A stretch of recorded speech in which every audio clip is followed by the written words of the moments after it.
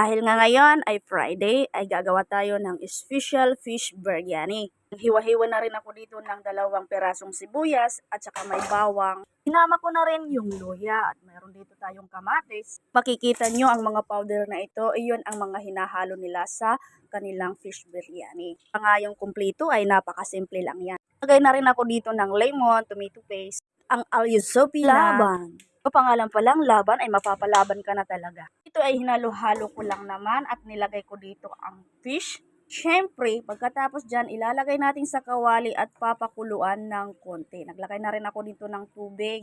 Nagbabad na rin ako dito ng rice biryani. Kita nyo yung mga powder kanina na pinaghalo-halo ko at pinakuluan ko yung isda. Babaw natin dito sa ating biryani. Ngayon, nagsalang din ako ng sibuyas at ginawa kong brown para design toppings sa ibabaw ng ating biryani.